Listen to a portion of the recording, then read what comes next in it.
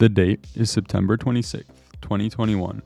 The Ravens find themselves down 17-16 with 3 seconds remaining at Ford Field, and Justin Tucker lies over the ball, one of the most accurate kickers to ever grace the NFL, attempting to put a bow on his storied career, his Magnum Opus. And as fate would have it, Justin Tucker nails it by the skin of his teeth, an NFL record for a player who many expected to be the one to break it. But there's one play that also lies in the back of my head when thinking of record attempts. In Week 4 of the 2008 season, Janikowski lined up for an impossible 76-yard field goal. And obviously his attempt fell about 20 yards short. But this had me thinking, what would happen if a kicker was able to casually hit from 80 yards just like how kickers are hitting from 50 yards today? Meet Bradon Aubrey, the kicker for the Dallas Cowboys. Since breaking onto the scene in 2023, he's made a whopping 93% of his kicks in the NFL. Not only has he broken kickoffs this year, but many people believe that he will be the one to eventually break Tucker's 66-yard record. And when you watch him kick, it's easy to see why. In a preseason game against the Las Vegas Raiders, the Cowboys lined Aubrey up from 66 yards out. Perfection is probably the only way to describe that kick. And although it doesn't count towards the NFL record books, it's clear that Aubrey had easily another few more yards in him as the kick even touched the net before hitting the ground.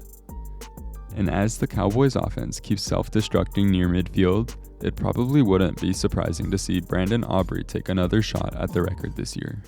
You're a GM coming off an abysmal season, and you have the choice of 3 prospects: Patrick Mahomes, Tom Brady, or a kicker who can convert 80-yard field goals like NFL kickers can convert a 50-yard field goal. Absurd as it may seem, why would this kicker be more valuable than 2 of the greatest football players to ever touch the game? Here's a graph of some of the top offenses in points per drive. This means that these are some of the most efficient offenses in NFL history. And here's where the kicker's team would be. Slotting in above some of the most efficient offenses of all time, it's clear to see that this kicker would truly redefine the way coaches think about field positioning. Teams would have to second guess attempting risky conversions near midfield, and defenses would have to guard the 35-yard line like the end zone. However, kickers will inevitably miss. And when lining up for an 85-yard field goal, these misses are more costly. Or so I thought. If you miss an 85-yard field goal, this means that you give up possession at your own 35-yard line, and teams score on average about 3 points when it's first down on the 35 as shown by this chart here. Mathematically, scoring 3 points 70% of the time, while 30% of the time you give up 3 points, is still a net gain of 1.2 points. So statistically speaking, kicking it would still be a good idea.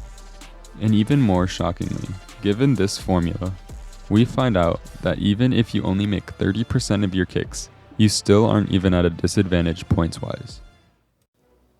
Now, inevitably, records are meant to be broken. Whether it be Kareem Abdul-Jabbar's all-time points record being passed by LeBron James, or maybe one day we'll even see Brady's 7 Super Bowl rings tested by Mahomes, many records that are made are going to be beaten. So let's take a look at if an 80-yard field goal is even possible, or maybe even beatable. Hypothetically, the foot speed of a kicker to hit an 80-yard field goal is about 56 miles per hour. And even more impressively, that's not even close to what's possible.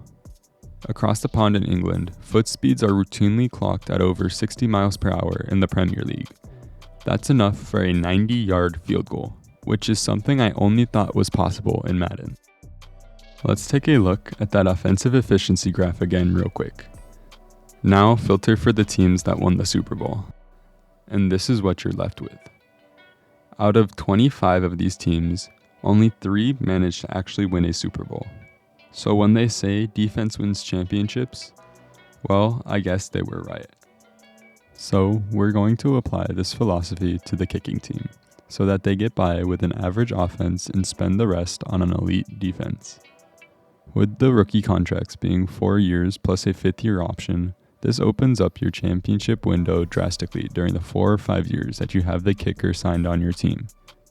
So maybe sometime in the future, we'll see offenses carried by kickers and backed by steel curtains on defense. But in all likelihood, the NFL would find some way to limit this robotic style of offense. However, given the correct circumstances, it could be possible to see a dynasty formed at the foot of a kicker and maybe even a kicker winning the MVP award.